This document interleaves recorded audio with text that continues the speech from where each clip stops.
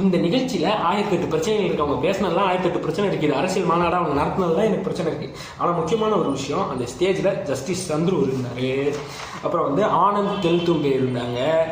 இந்த மாதிரி இல்லாமல் அம்பேத்கரை பற்றின இன்ட்ரோ அங்கே இருக்கு.